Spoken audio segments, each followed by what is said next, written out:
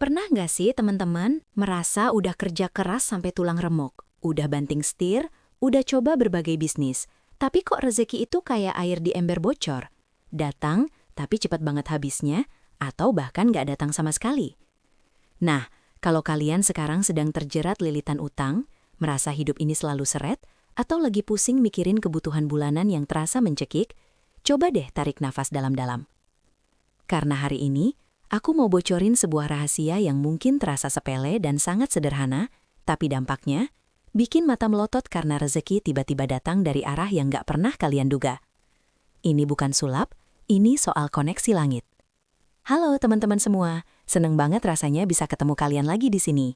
Setelah melihat banyak banget curhatan di kolom komentar tentang kesulitan ekonomi, rezeki yang macet, dan kebingungan mencari jalan keluar finansial, aku jadi termotivasi buat sharing pengalaman dan pengetahuan yang sangat fundamental ini. Kita semua pasti setuju ya, bahwa urusan rezeki ini memang misteri ilahi yang kadang membuat kita bertanya-tanya. Tapi percayalah, ada loh kunci pembukanya, dan kuncinya ini gratis. Kunci ini bukan berupa ritual aneh atau jimat mistis, tapi justru sesuatu yang sangat dekat dengan kita. Sesuatu yang sering kita lupakan saking sibuknya mencari dunia. Rahasia ini berkaitan erat dengan hubungan kita sama Sang Pencipta, dan intinya cuma satu kata, istighfar. Coba deh kita introspeksi sejenak, dan jujur pada diri sendiri. Ketika kita merasa rezeki seret, seringkali fokus kita langsung tertuju pada faktor eksternal. Ekonomi lagi sulit, bos pelit, atau pesaing curang. Padahal dalam ajaran agama kita, dijelaskan bahwa seringkali penghalang rezeki utama itu adalah diri kita sendiri. Iya, betul teman-teman. Dosa-dosa kecil maupun besar yang menumpuk tanpa kita sadari, entah itu karena kelalaian, kesombongan, atau bahkan sekadar ucapan buruk, itu ibarat karang tebal yang menghalangi lautan rezeki menuju kapal kita. Karang ini membuat doa kita terhambat, mengurangi keberkahan, dan pintu keberkahan seakan terkunci rapat. Itu sebabnya, usaha kita sering terasa sia-sia. Nah, istighfar ini berfungsi seperti pembersih super yang ampuh melunturkan karang dosa tadi. Ini bukan cuma teori spiritual biasa yang kita dengar dari ceramah, tapi janji langsung dari Allah Subhanahu wa Ta'ala yang termaktub jelas dalam Al-Quran, terutama di surat Nuh ayat 10-12. Di sana disebutkan secara eksplisit, kalau kita memohon ampunan, beristighfar kepadanya, maka apa balasannya? Kita akan dikirimi hujan yang deras, sebagai simbol rahmat dan kesuburan. Diperbanyak harta kekayaan, diperbanyak keturunan, dan bahkan disediakan kebun-kebun serta sungai-sungai. Bayangkan, istighfar itu adalah paket komplit untuk rezeki duniawi dan keberkahan akhirat. Kenapa kita masih ragu mencoba? Coba, kalian bayangkan rumah kalian punya keran air. Keran itu adalah sumber rezeki.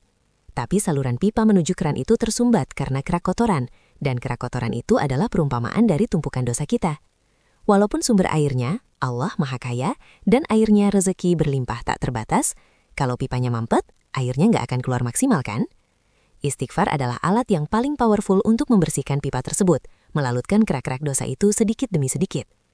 Ketika pipa bersih total, keran rezeki akan mengalir deras, bahkan bisa banjir.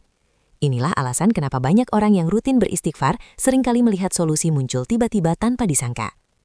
Jadi, gimana cara memulainya secara praktis? Jangan berpikir kalian harus beristighfar 1000 kali dalam sehari, kalau itu malah membuat kalian terbebani dan akhirnya berhenti di tengah jalan. Mulailah dari yang paling ringan tapi harus konsisten. Ambil target minimal 100 kali setelah setiap sholat fardu, atau bahkan cukup 300 kali saat kalian sedang macet di jalan, menunggu antrian yang panjang, atau sebelum mata terpejam di malam hari. Tapi ingat teman-teman, kualitas lebih penting daripada kuantitas. Ucapkan dengan penuh penyesalan dan harapan. Rasakan dalam hati bahwa kalian benar-benar memohon ampunan atas kelalaian, kesombongan, atau bahkan gibah yang kalian lakukan kemarin. Dampak istighfar itu tidak melulu soal uang tunai yang tiba-tiba jatuh dari langit. Meskipun kejadian ajaib itu mungkin saja terjadi sebagai rahmat. Yang paling ajaib adalah perubahan mental dan emosional yang terjadi di dalam diri kita.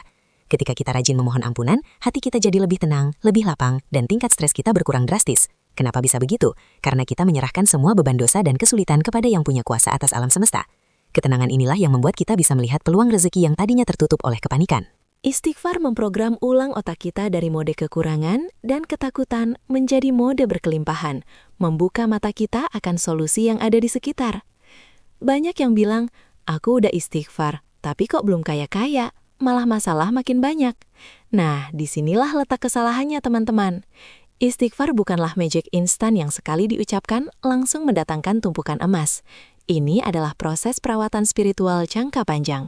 Ibarat menanam pohon keberkahan, kita harus konsisten menyiram dan merawatnya setiap hari dengan penuh kesabaran. Begitu juga istighfar, ia harus jadi rutinitas, menjadi napas harian kita, dan menjadi zikir utama yang menenangkan hati, bukan hanya saat kita butuh uang mendesak, atau saat kita dalam kondisi terhimpit utang saja. Konsistensi adalah kuncinya. Tapi penting diingat ya, istighfar ini adalah bensin spiritual kita. Ia bukan pengganti usaha. Ia tidak menggantikan kewajiban kita untuk bekerja keras dan berusaha secara materi, apalagi kalau kalian punya tanggungan keluarga. Jangan sampai salah paham, lalu kalian berhenti bekerja dan hanya duduk sambil istighfar. Enggak begitu konsepnya. Istighfar justru memberikan energi, fokus, dan keberkahan pada setiap usaha yang kita lakukan. Ia mempermudah jalan rezeki, membuat transaksi bisnis yang sulit tiba-tiba lancar, atau membuat ide brilian muncul saat kita sedang merenung. Spiritual dan material harus berjalan beriringan untuk hasil yang maksimal. Aku pribadi sudah menyaksikan dan mendengar banyak sekali cerita sukses dari teman-teman yang mengubah hidupnya dari kesulitan menjadi kelapangan hanya dengan istighfar yang sungguh-sungguh. Ada yang hutangnya lunas dalam hitungan bulan, ada yang usahanya bangkit dari kebangkrutan tanpa modal tambahan. Bahkan ada yang tiba-tiba mendapatkan promosi jabatan tanpa diduga. Semua cerita itu punya benang merah yang sama. Mereka membersihkan hati dan pasrah total kepada kehendaknya melalui istighfar. Ini adalah cara yang paling elegan untuk menarik rezeki berlimpah tanpa harus mengorbankan integritas dan waktu bersama keluarga. Jadi teman-teman, jangan tunda lagi. Mulai hari ini jadikan istighfar sebagai gaya hidup, bukan sekadar pelengkap ibadah yang hanya diucapkan saat ingat.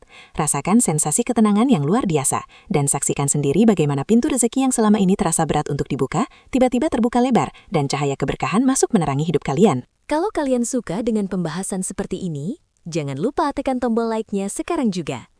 Berikan juga komentar di bawah, ceritakan pengalaman kalian beristighfar. Jangan lupa subscribe dan nyalakan lonceng notifikasi supaya kita bisa ketemu lagi di video-video penuh inspirasi berikutnya. Sampai jumpa dan semangat berikhtiar!